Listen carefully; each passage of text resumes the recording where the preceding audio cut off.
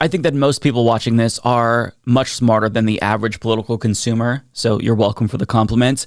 But you all know that right-wing propagandists are constantly saying idiotic things. They're spreading misinformation, making dumb comments, and that's why they're on our radars. But sometimes, on rare occasions, they'll say something so idiotic that even fellow right-wingers will pounce on them because what they're saying is so ludicrous that it makes other right-wingers look terrible. Now, that is not super common, obviously, but it does happen nonetheless. For example, Ben Shapiro called out Candace Owens after she defended Kanye West's anti-Semitism. Tomi Lahren and Candace Owens got into a public feud on Twitter over Caitlyn Jenner. Candace Owens also got into a spat with Steven Crowder after he attacked the Daily Wire because they offered him a $50 million contract and he thought that number was insultingly low. Yeah, so they fight from time to time. I think that a lot of the times they'll try to hide their true feelings in order to keep the peace, but sometimes there is right-wing infighting. And today is one of those times, folks, because Charlie Kirk is now being called out by fellow right-wingers of all people for taking his Trump sycophancy too far.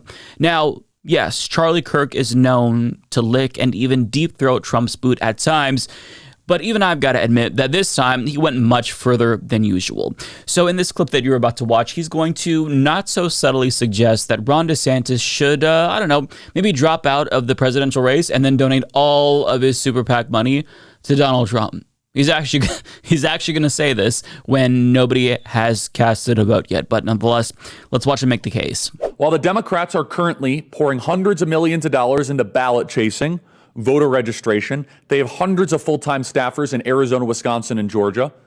Turning Point Action has a couple dozen. We're doing the best we can. We know of no other full-time organizers out there. The RNC certainly doesn't have them.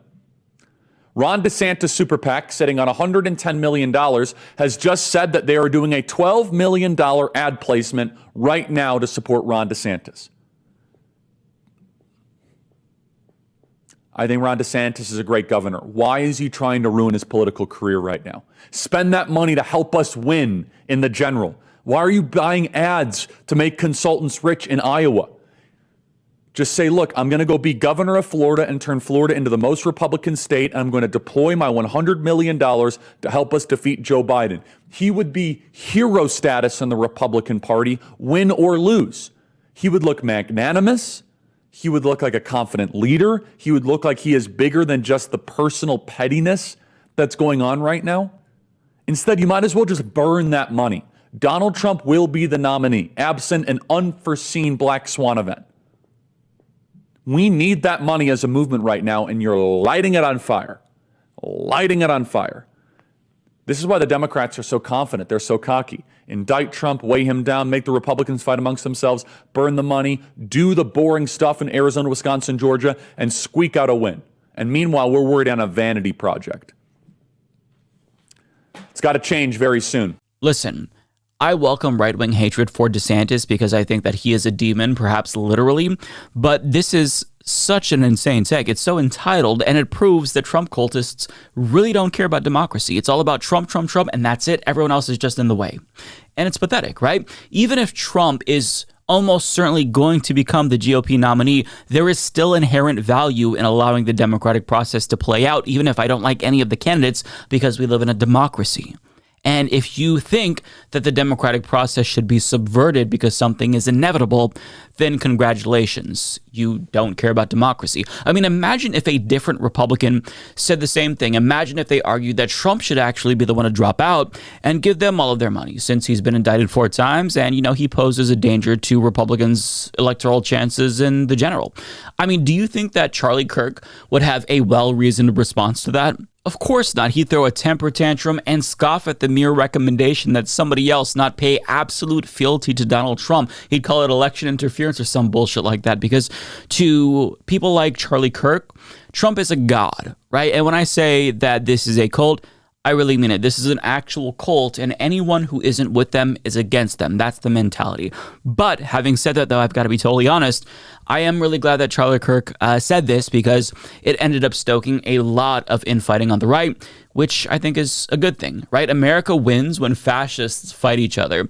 So here's what right-wingers said in response to this, and spoiler alert, they did not take kindly to Charlie Kirk's recommendation. For example, fellow right-wing propagandist Bill Mitchell tweeted, "Charlie Kirk needs to lay off the crack." Conservative commentator Stephen Miller, not that one, the other one, mocked the suggestion, saying, "Give us your money, Rob Meatball." Red State writer Bonchi responded, saying, "Dude, just stop." Right-wing influencer Just Mindy says, "That'll be a no." John Cardillo responded, saying, "No," and in response to that, Tomi Lahren dragged him, saying, "This is the dumbest shit I've ever heard. Trump is not a king. He's not God. He's not our Lord and Savior. He has to win the nomination just like anybody else." Now, predictably, Tomi Lahren's jab at Charlie Kirk triggered a lot of backlash itself because these MAGA chuds did not want to hear what they need to hear, and that is that they are in a cult and they do treat Donald Trump as if he is a deity, and that's very unhinged. But regardless, they lashed out, they attacked Tomi Lahren and suggested that she's out of touch because she doesn't view this entire election in the same way that Charlie Kirk does. Here's a couple of examples. Tomi continues to put her inability to connect with the America First voter on full display for 40 plus million of us to see. Tomi, you blocked. I stood with you after Gen Beck fired you for being a wannabe conservative who believes in killing babies. But now it's over. Oh, you lost him, Tomi. Keep wasting your time with your bullcrap candidate that's falling faster than Christ Christie in the ocean. People are sick of establishment rhinos and want Trump back. The mega donors are useless as they are more concerned with their vanity candidates that'll do their bidding over supporting an effort to unify the party against the Marxist Democrats and fund ballot-chasing operations and other legal means to ensure victory. But no, we have to do everything possible to destroy Trump and the MAGA movement. It must suck to ride the Murdoch's duck like, like a motorcycle and kiss Suzanne Scott's ass every day. So it looks like she disturbed the beehive. And now the MAGA chuds are coming after her big time. Now, to give you some additional context, MAGA chuds were already disillusioned with DeSantis, especially because of a comment that he made a couple of weeks ago where he referred to Trump cultists as listless vessels. And that comment is being compared to Hillary Clinton's basket of deplorables comment. But let's listen. We have a strand in our party that views supporting Trump as whether you are a rhino or not. And so you could be the most conservative person since sliced bread. Unless you're kissing his rear end, they will somehow call you a rhino. So if you're not rooted in principle, if all we are is listless vessels that's just supposed to follow, whatever happens to come down the pike on Truth Social every morning, that's not going to be a durable movement. So he is basically calling Trump supporters NPCs. And guess what? He's not wrong. Neither was Hillary Clinton when she made her basket of deplorables comment, because for all intents and purposes, this is a political cult, and they further demonstrate that every single day. Right? Because if you are going to continue to support this rapist former president who was impeached twice and indicted 4 times, despite all of the baggage, despite the lies, despite the election lies in particular, despite his attempt to overturn the U.S. election, then I'm sorry, listless vessel or basket of deplorables, those are kind descriptions for these people.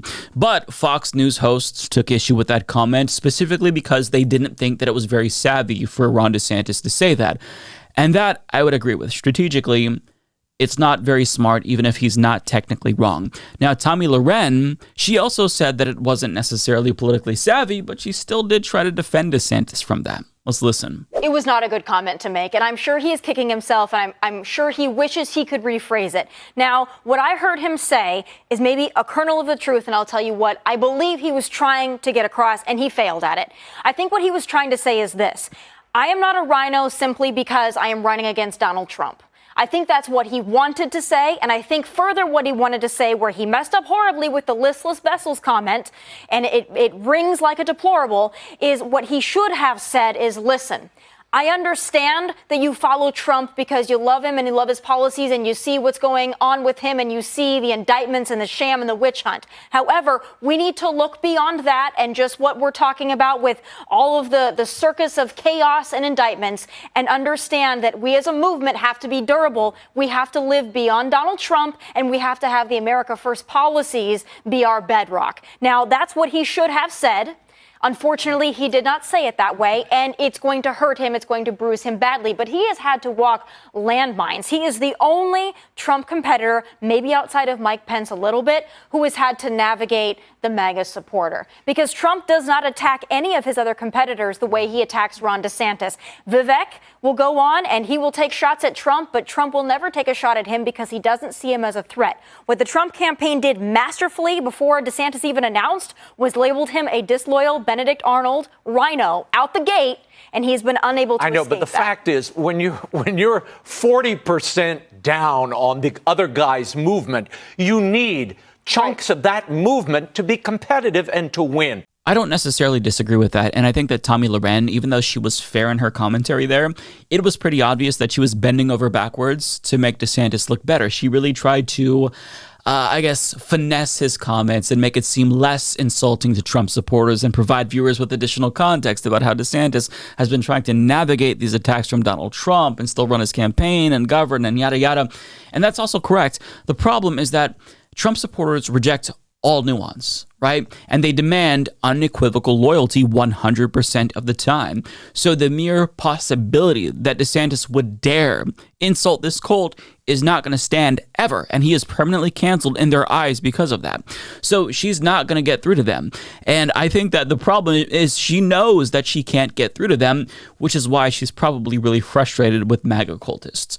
But having said that, though, if you're a Trump supporter, you're not wrong to think that Tomi Lahren is in the tank for DeSantis, because she interviewed him on her podcast, Fearless, and she expressed frustration with Trump supporters who attack her for flirting with the idea of voting for DeSantis over Trump. So let's watch. Before we get into some other policy things, I do have to address the elephant in the room because, Governor, I don't know if you know this about me, but I have been a longtime Trump supporter. In fact, I think I was one of the first people on the Trump train. I campaigned for him through my commentary through the 2016, 2020. I've been a vocal supporter of President Trump. However, I have gotten a lot of flack because I have looked at you and your candidacy and what you've done in Florida, and it's impressed me. So the natural thing has been the Trump supporters are very angry with me for this and for telling the truth. But because I do also represent a lot of Trump supporters, I have to ask you this, because this is what I constantly get questioned on. What do you say to those Trump supporters who say, we like Ron DeSantis, we wish he would have waited till his 2028 turn? What do you tell those people? Well, first of all, in America, we don't have turns. People can run if they believe they have something to offer the country. Like fascism. Sounds very enticing, but I think I'll pass, Pudding Boy. Now, she had to preface that question by saying, look, I was a huge Trump booster, okay? I don't know if you know this about me, Governor, but I was actually one of the earliest people to be on the Trump train. I love that caveat there, because it's like, oh, well, who did you support instead of Trump? Were you a huge Jeb Bush fan? I mean, if you're a right-winger, you have to support Trump if you want any sort of relevance whatsoever. There's a reason why Glenn Beck went from being an anti-Trumper doing segments with fucking Samantha Bee to licking Trump's boots as well and laughing as he says he's going to arrest his political opponents if he's elected again. You have to play the game if you want to be relevant at all. So she has to do this tap dance because she knows how dedicated Trump supporters are. So you're either with them or against them. She knows this and she's trying to walk that fine line, but you can't do that. This is a cult, and they have the cult mentality, so they're not going to accept nuance. And I think that that rigidity has really bothered Tomi Lahren for quite some time because there's just no winning with them, right? Unless you pledge your undying loyalty to Trump, they're going to attack you. And that frustration that she's feeling because of this reality has seemingly bubbled up to the surface after she saw Charlie Kirk make that comment. So she's opening herself up to criticism, and Charlie Kirk is as well, to be clear. But my hope is that this discourse causes an even bigger rift between the Trump and DeSantis bases, because that rift is good for America, right? And just stop for a moment and juxtapose this primary with the 2020 Democratic Party primary.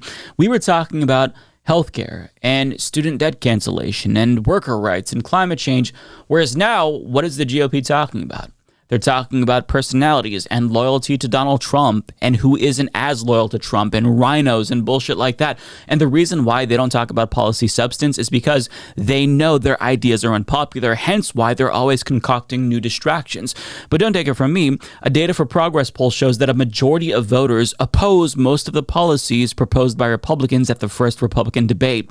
67% of Americans oppose shutting down the Department of Education, 58% oppose breaking up teachers' unions, 53% oppose an invasion of Mexico, 52% oppose pardoning Trump, and independents are right in line with other likely voters. And on top of that, anecdotal examples suggest that anti-trans policies also aren't a winning issue for Republicans, and we know that abortion isn't a winning issue for them either.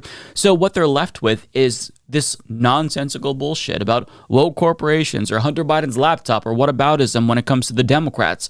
But in conclusion, fascists fighting is a net win for America. So I say let them fight and celebrate it whenever it happens.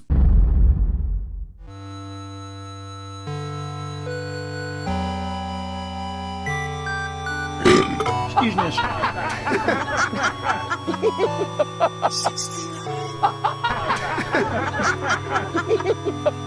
Vagina.